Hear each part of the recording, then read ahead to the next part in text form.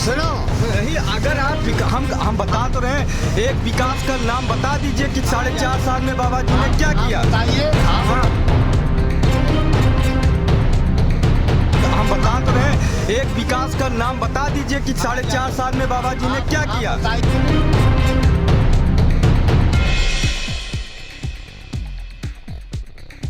जो मोदी सरकार में किसानों के लिए जैसे 3 कानून बनाए गए उनकी अच्छाई को बता करके, लेकिन वो तीनों बिल जो पास हुए हैं वो देखा जाए अगर तरीके से तो तीनों बिल किसानों के हित में नहीं हैं। ज़्यादातर हित जो है उसमें व्यापारियों का है, उद्योगपतियों का है।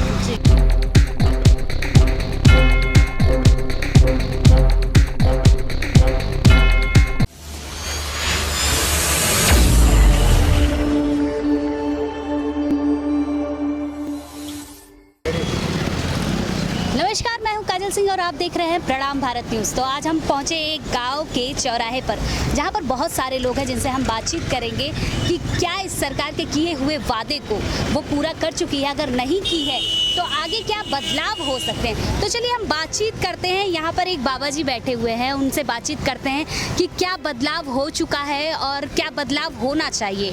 बाबा, आपका नाम क्या है? गंगाराम। क्या करते हैं आप? कुछ नहीं साहब, तो बुढ़ागन कुछ नहीं करे थे, घूमे टाली थे। अच्छा, तो आपको तो पता ही है, आप काफ़ी सालों से हैं यहाँ पे। जो वादे किए गए थे सरकार के द्वारा कि हम आपको सारी चीज़ें व्यवस्था करके देंगे, गैस सिलेंडर दिया उन्होंने और काफ़ी कुछ वादे थे उनके, तो क्या वो वादे पूरे किए गए? वादे तो कोई सरकार आज तक पूरे नहीं किया। जी। झूठे किए तो सब नेता नगरी ये भी करे। जी। कहत कुछ और है, करत कुछ और है। जी। तो वादा आज तक कोई पूरे नहीं किया। मतलब कोई वादे किसी भी सरकार ने पूरे नहीं किए हैं, लेकिन जो एक पॉजिटिव चीज़ देखी जाती है कि सही मतलब कुछ चीज़ें हमारी व्यवस्था हुई, कुछ चीज़ें नहीं हुई और बहुत सारी चीज़ें, क्योंकि इस बार कोरोना जैसी महामारी थी तो काफ़ी दिक्कतें लोगों को हुई। हाँ, दिक्कतें तो हुई, लेकिन फिर सरकार क्या करे? जो कोई बीमारी आ गई तो सरकार क्या करे? सरकार तो यह चाहत है कि हमारी पब्लिक बनी रहे ना। अगर जनता नहीं तो राजा कहाँ है? तो अब उमा जैसे रोक टोक लगा दी तो अब उसका जरूरी है कि यार आदमी गबड़े ना, आदमी बीमारी फैले ना, हमारी पब्लिक मरे ना। तो आपने कितना पालन किया इस बातों का सरकार के? इसको हमने पालन किया, जो कुछ हमसे बना वो पालन किया। और इसी में तो बता रहे हैं बुराई कि कोरोना नहीं है, कहीं कोरोना नहीं, लेकिन जब घर का आदमी मरेगा तो कहीं ना यार है।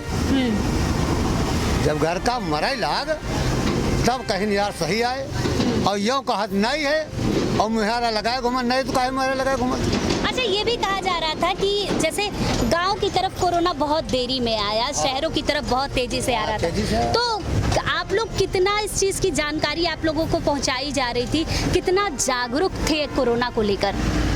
कोरोना को लेकर के देखो, देहात में जो है तो कोई बाहरी आदमी आ जाता था नहीं, और शहर में लोग आते जाते थे, और शहर में वही हवा घूमती रही, और यहाँ बाहर हम लोग गांव में रहते, हवा चल रही बढ़िया साफ जा रहा, कोरोना कम। मतलब आपके क्षेत्र में जागरूकता कितनी फैलाई गई, और जैसे यहाँ के विधायक हो गए या प्रधान हो गए, ये कितना जागरूक करते थे आपको इस बीमारी को लेकर, और वैक्सीनेशन कितना किया गया आपके क्षेत्र में? देखो, जागरूक यहाँ पर कोई नहीं की, समझो, ये प्रधान और कोई नहीं, लेकिन एक हवा चल रही थी, कोरोना है, आदमी इसी में थोड़ा परेशान रहा।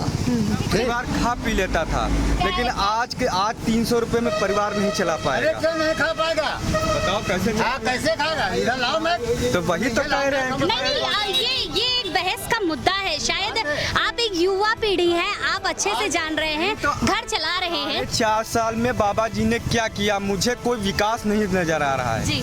कोई विकास नजर नहीं आ रहा है। जो विकास नजर आ रहा है केवल अखिलेश यादव का नजर आ रहा है जी। उन्होंने क्या किया है? बाबा जी बता दे कि कहाँ क्या उन्होंने क्या किया विकास के नाम पे? भैया, उन्होंने केवल जिलों का नाम बदलने का काम किया है बस। ये मुद्दा से कोई मतलब नहीं।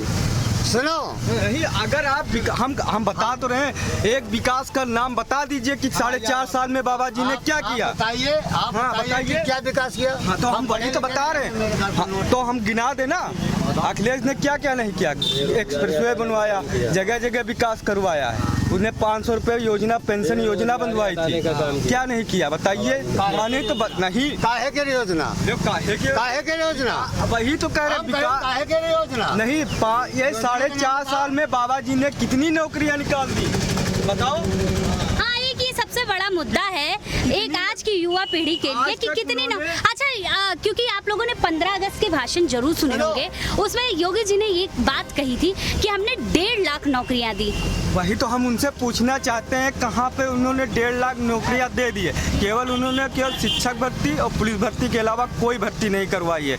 आज तक जो अधीनस्थ सेवा चयन आयोग से उन्होंने एक भी भर्ती सही से ढंग से करा नहीं पाए, वो केवल पुरानी ही भर्ती करा रहे हैं अखिलेश यादव की सरकार की, बस केवल। तो ये एक युवा है जो परेशान है इस सत्ता से कि उनको कोई भी नौकरी नहीं मिल रही है, कोई व्यवस्था नहीं मिल रही है, पूरा परेशान है उनसे। अब नौकरी कहाँ मिल रही है। अब हाँ, जहाँ 20 आदमी काम करते हैं, तहाँ 2 आदमी काम करत, नौकरी कहाँ मिल रही है। तो अगर व्यवस्था सरकार से नहीं मिलेगी तो युवा वर्ग कहाँ जाएगा। तो मतलब एक युवा वर्ग भी ये भी कह रहा है कि बदलाव जरूरी हो सकता है और जैसे 5 साल पे गवर्नमेंट को बदलना बहुत जरूरी है, हर 5 साल पे। बिल्कुल सही बात है, अगर बदलाव नहीं होगा तो सरकार की नहीं है बात। हम रोटी केयर करे थे, बात सरकार ने, हम बात करते हैं रोटी की। अगर रोटी उलट पलट के नहीं सेकी जाएगी, एक ही तरफ सेका करोगे तो एक तरफ जल जाएगी, एक तरफ कच्ची बेरोजगारी है तो रोटी कहाँ से मिलेगी। बिल्कुल, जब बेरोजगारी है, जब सरकार रोजगार पैदा नहीं करेगी तो आदमी बेरोजगार घूमेगा ही, तो उसके घर में रोटी खाने कहाँ होगा। हाँ, ये बात कह सकते हैं कि आदमी के पास रोजगार होना जरूरी है। सिलेंडर 400 का मिलता था, आज वही सिलेंडर 900 रुपये का मिल रहा है। तब 400 का सिलेंडर जब मिलता था तब यही भाजपाई लोग प्रदर्शन करते थे। आज वही 800 के ऊपर 900 के पास में है सिलेंडर, कोई प्रदर्शन नहीं कर रहा है। बिल्कुल सही बात है, कोई प्रदर्शन नहीं कर रहा है। पेट्रोल कितना सस्ता, क्रूड ऑयल इतना सस्ता है, तब भी जाके इतना महंगा पेट्रोल है, 100 रुपये के पास है। जब हमको 64-62 रुपये में पेट्रोल मिलता था तब वो महंगा लग रहा था। आज क्रूड ऑयल सस्ता है लेकिन फिर भी हम लोगों को पेट्रोल महंगा लग रहा है। क्या ये बेचा जा रहा है। क्या ये बदलाव होने के बाद क्या आपको लगता है कि वो महंगाई दर जो पहले चल रही थी वो फिर से वापस आ सकती है, क्योंकि कोरोना ने शायद हमारे देश को बहुत पीछे कर दिया। जब मनमोहन जी की सरकार थी तो हर आदमी की जेब में पैसा था, रुपया था, तब किसी आदमी के पास पैसे की कमी नहीं थी, क्योंकि सबके पास रोजगार था। आज वही बेरोजगार हो गया है आदमी। बिल्कुल सही बात है। एक व्यक्ति जो बहुत ज़्यादा एक्सपीरियंस, बहुत सालों से इस हर राजनीति को देख रहा है, एक युवा पीढ़ी जो इस समय की राजनीति को देख रहा है और बता रहा है कि बदलाव शायद ज़रूरी है। और भी लोग हैं, और भी लोगों से बातचीत करेंगे और जानेंगे कि उनके तर्क क्या है। सबसे ज़्यादा महत्वपूर्ण ये किसानों की बात है कि इतने जानवर हो गए हैं कि उनसे किसान वर्ग बहुत ही परेशान है। लेकिन वही बात है, छोड़ दें जानवर यहाँ गलत की योगी ला गैया बछड़ा सब यहाँ किसानों के छोड़ दें देहात की रोकथाम अगर हम लोग छोड़ते हैं तो गवर्नमेंट का काम है कि उसकी हम एक ऐसी व्यवस्था बनाएं कि जाके उसको हम एक जगह रखें। लेकिन उनकी ये व्यवस्था पूरी धराशायी है। आज अगर हम तो कहते हैं ऐसे जानवर कट जाने चाहिए कि वो वहाँ, अगर उन्होंने गौशाला खोली है वहाँ पे जाइए आप, जानवर इतने तड़प के मर रहे हैं कि इससे बढ़िया वो एक बार में ही कट जाए, उनका जीवन लीला समाप्त हो जाए, वो अच्छा है।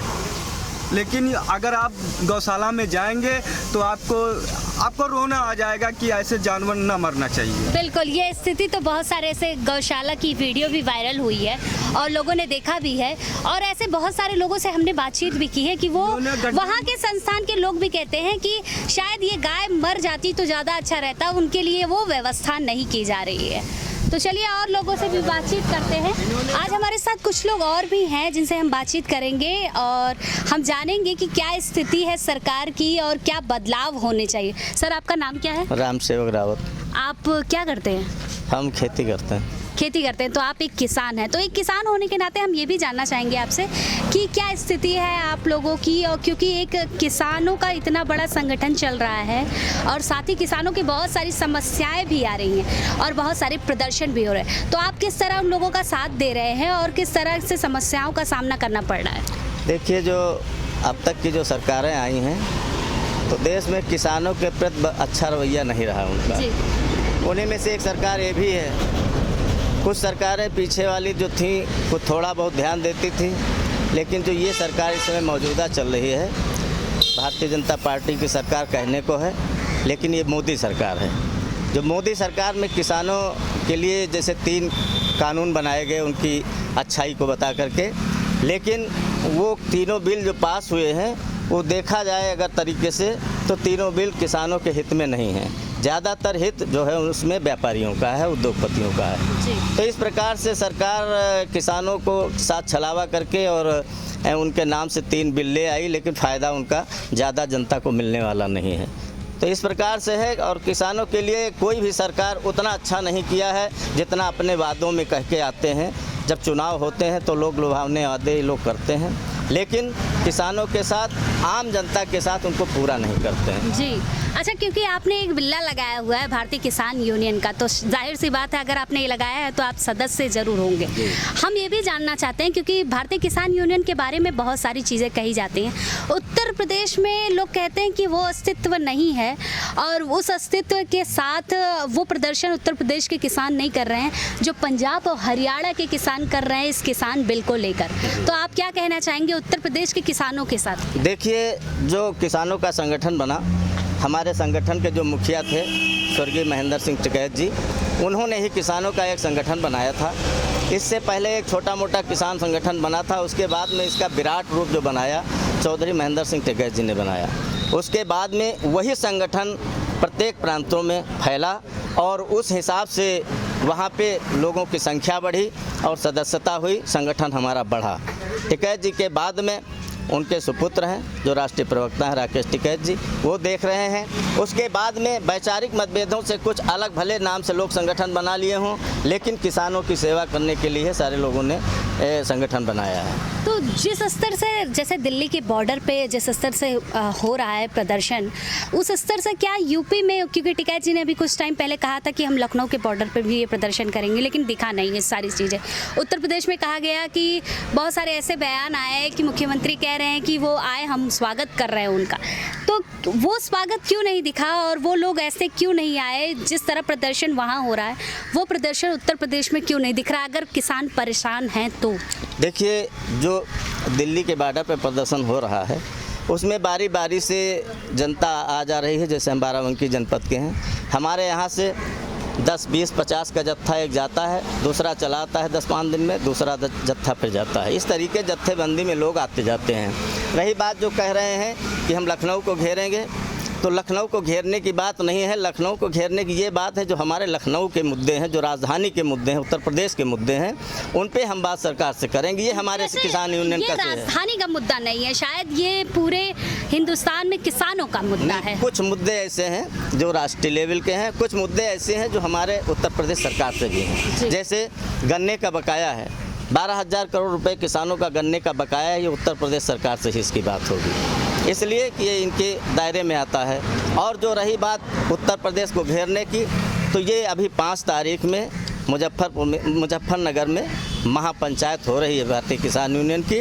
वहाँ पे ऐसे निर्णय लिए जाएंगे कि आगे की रणनीति हमारी क्या होगी, हम कैसे चलेंगे, कैसे करेंगे, हम कैसे किसानों की आवाज़ को बुलंद करके अपने अधिकारों को पाएंगे। अच्छा देखिए, क्योंकि अब चुनाव का एक सिलसिला शुरू होने जा रहा है उत्तर प्रदेश में, हम ये भी जानना चाहेंगे कि किसान यूनियन किस तरह इस चुनाव में मदद करेगी लोगों की और किस तरह आगे आ रही है।